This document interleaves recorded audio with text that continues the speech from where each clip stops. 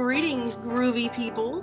This is the self-proclaimed Blue Dragon, and I'm back. I don't sound like I'm at death's door. There's no death rattle in my voice. I mean, it's still kind of rough. I kind of sound like Kim Carnes this week.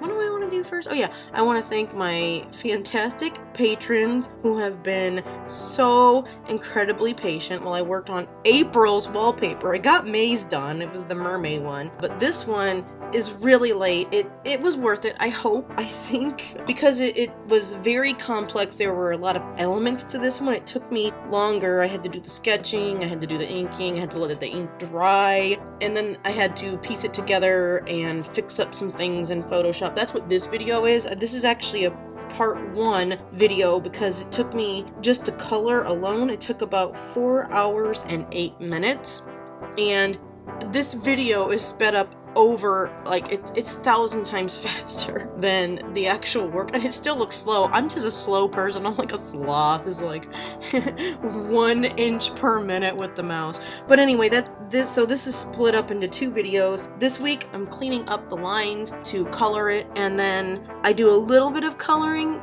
in the video this week, but most of the coloring is going to be next week. This week I am going to be discussing, kind of continuing off of the previous video regarding Alice in Wonderland. I've got the iCard, I will link to that.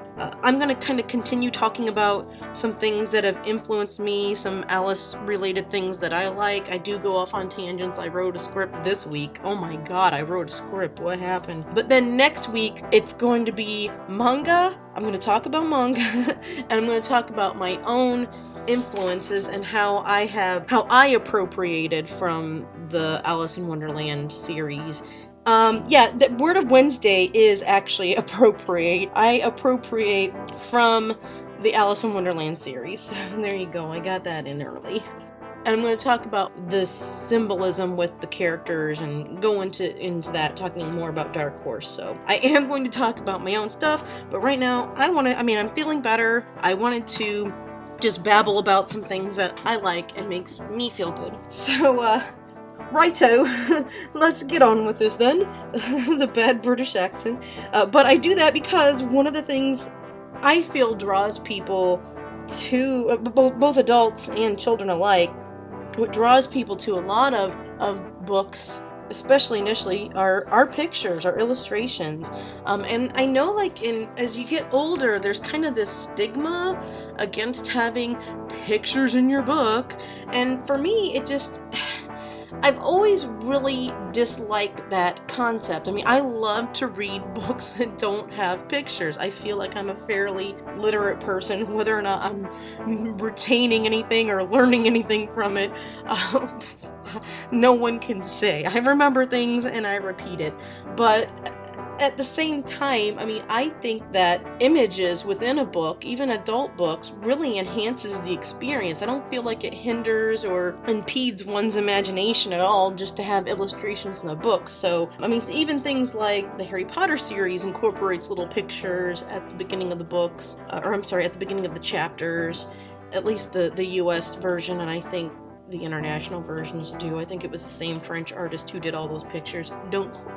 I say this so often, don't quote me on that, but I had looked that up at one point because I was very interested by her, I think it was a woman, her artwork. But as a kid, one of my favorite books in high school, the thing that really introduced me to Neil Gaiman, who's one of my favorite authors and like just seems like one of the nicest guys of all time, and I'm actually going to go see his wife in concert this month, at the end of the month, Amanda Palmer, I love her. But my mom had bought from some book club thing, the illustrated version of Stardust, which was done by the amazingly talented, detailed, just, the man's got mad skills, Charles Vess. I mean, I love everything I've seen by him.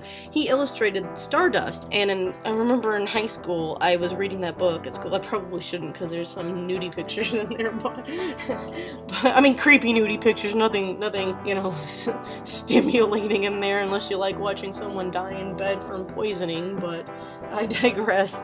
Yeah, that was something that I always really liked. So, I mean, when it comes to books, I love books with illustrations, and John Tennell, he was just an amazingly detailed artist. He did a lot of work for the British Punch magazine. I mean, think about art over the centuries, artists tend to kind of, I mean, there are the artists, you know, like Andy Warhol, who can really capitalize, and Koons, you know, they really capitalize and can make a lot of money. But a lot of artists, you know, it's a craft that's very underappreciated when it comes to patronage and people wanting to pay for it. I mean, you see YouTubers talking all the time, and, you know, people on DeviantArt saying, people have come to me wanting free art, and they don't understand that it takes time and resources, and I bring this up because this John Tennell, he actually was knighted by Queen Victoria. So, I mean, that if you think about that, I mean, his artwork, the fact that he was recognized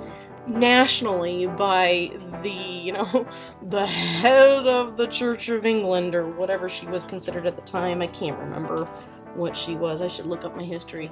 That says a lot about this artist. So he was something that really drew myself and a lot of readers to Alice in Wonderland, besides the fantastical work and the imagery that Carroll himself put in, like with the mouse's tail, and, you know, that kind of stuff was creative too, but the artwork really is iconic. So that was something that always inspired me. I've always loved a lot of detail. I was a big fan of Graham Base when I was a kid, and I loved the Where's Waldo. Everything's so teeny tiny. That's not Graham Base, that's a different illustrator. And I love those Eagle Eye books where, you know, you look for things, I Spy, that kind of stuff.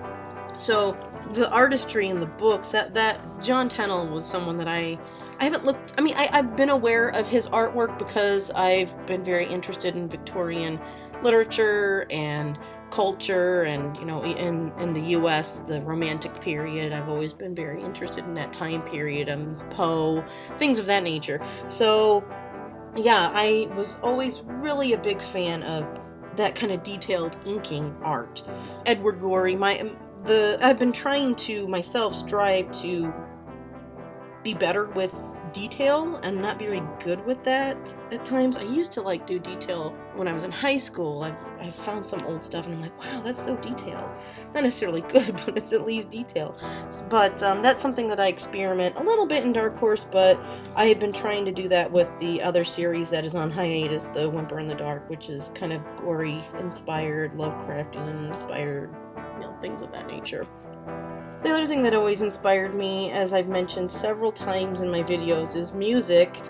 There's lots of songs that I would like to do little comics, even if it's just for myself. I'd like to do little comics of, like, the December's Crane Wife, or the Chimbley Sweep song that they have. I'd like to do little comics to that. Growing up, we didn't have cable, so Friday Night Videos was it for us, and I wasn't allowed to watch that usually because, you know, it was the 80s, and we all know about 80s hairband videos, you know, what was going on in some of those. But one thing my mom had bought was a Tom Petty videotape. It's, oh my god, I still have it. It's a VHS tape. I don't have anything to watch it on, but I've almost worn it out anyway, and I would watch this tape over and over again, and they've got a video that was inspired by, oddly enough, Stevie Nicks. Yeah, there's a video that's like that's the Don't Come Around Here No More video from the Southern Accents album. Tom Petty, that song, has like the whole Alice in Wonderland theme, and it's just craziness going on in it. I really loved that video. I would watch it over and over again. I love Tom Petty, but yeah, I mean, even, you know, musicians have been influenced by Alice in Wonderland. So anyway, next week, talking a bit about one of my other favorite mangaka, Yu Watase. I haven't read everything she's done, but there's a couple series that I really like, but I'm going to talk about one in particular that relates kind of to this image, and probably, if I think about it, probably influenced me along with Kaori Yuki's Kane Saga and the Godchild series. So I'm going to talk a little bit about that next week, and then I'll be talking about my characters. So thank you guys for listening in. Like the video, please. Subscribe. No notifications bell. Please do the bell thing. And I hope to see you guys next week, or hear you guys, or read you guys, maybe. Question of the week is, what music videos have inspired you, either to write or draw or make a poem? Interpret that however you like. That's this week's question. Peace and love, fare you well, and keep on trucking.